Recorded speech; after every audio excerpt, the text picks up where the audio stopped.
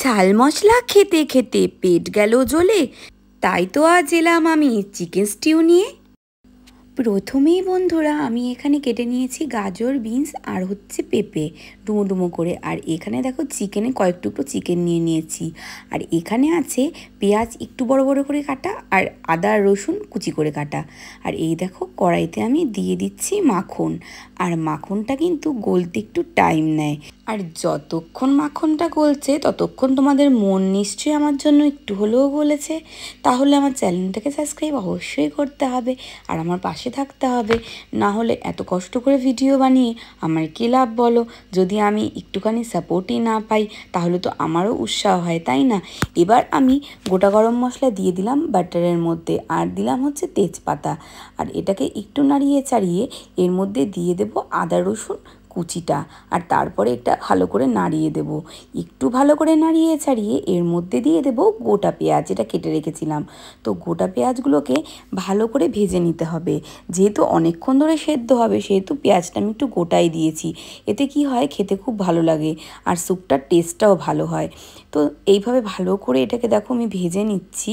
আর এদিকে আমি এরপরে দিয়ে দেব এর মধ্যে হচ্ছে চিকেন। তো চিকেনের টুকরোগুলোকে এর মধ্যে এবার আমি দিয়ে দেবো। পেঁয়াজটা প্রায় ভাজা ভাজাই হয়ে গেছে, কিন্তু তাও একটু দেখলাম একটুখানি এক পিঠ ভাজা হয়নি, তাই আমি আরেকটুখানি ভেজে নিচ্ছি। আর তারপরে আমি চিকেনের টুকরোগুলো এর মধ্যে দিয়ে দেব।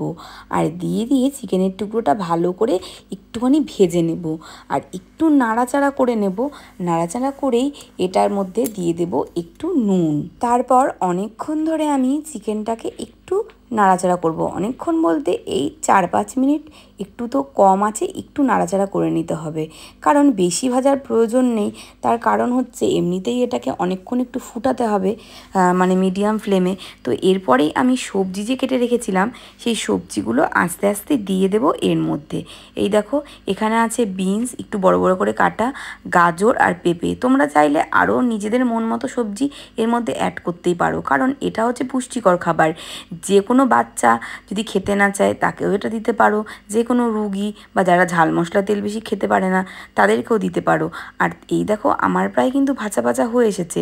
এবার আমি এটাকে ভালো করে একটুখানি ভেজে নেব। প্রায় ভাজা হয়ে গেছে, আমি তাও একটু ভালো করেই ভেজে নিচ্ছি। এবার ভাজা হয়ে গেলে এর মধ্যে আমি দিয়ে দেব একটুখানি জল। জলটা কিন্তু ভালো পরিমাণেই দিতে হবে, তার কারণ স্যুপে একটু জল বেশি দিতে হয় আর স্টিউতেও একটু জল বেশি দিতে হয়। তো আমি একটুখানি গোলমরিচের গুঁড়ো এর মধ্যে অ্যাড করে দিলাম। গোলমরিচের গুঁড়োটা আগেও তোমরা ভাজার সময় দিতে পারো, কিন্তু আমার মনে ছিল না বলে আমি পরেই দিলাম। তো পরে দিলেও হয়, তোমাদের স্বাদ মতো তোমরা নুনটা আর গোলমরিচের গুঁড়োটা দিয়ে দেবে। তারপর আমার মনে হলো একটু জলটা কম, তাই একটু জল দিয়ে দিলাম। আর জল দিয়েই আমি এবার ঢাকা দিয়ে দেব কড়াইয়ের মুখটা। সো দেখো আমার কিন্তু ফুটে গেছে। ফুটে যাওয়ার সাথে সাথে আমি একটুখানি দেখলাম সেদ্ধ হয়েছে কিনা। তো দেখলাম না, আধ সেদ্ধ মতো হয়েছে। তো একটুখানি টাইম দিতে হয়, কারণ স্যুপটা একটু টাইম লাগে, যেহেতু সব তরকারিগুলো সেদ্ধ হবে, সবজিগুলো সেদ্ধ না হলে তো কাঁচা কাঁচা খেলে আবার পেটের প্রবলেম হবে। তো ভালো করে কিন্তু সেদ্ধ করতে হবে।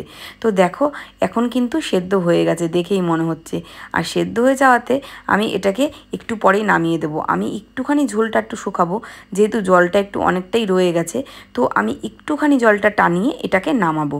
এবার কিন্তু আমার চিকেন স্টু পুরোই রেডি। এবার আমি একটা বোলের মধ্যে এটাকে নামিয়ে দেব। তো দেখো এই যে আমি নামিয়ে দিলাম, দেখো না ঢালতে গিয়ে আবার পড়ে গেল। আর এই যে রেডি আমার চিকেন স্টু। তো কেমন লাগছে ভিডিও অবশ্যই জানিও কমেন্টে। দেখা হচ্ছে নেক্সট ব্লগে।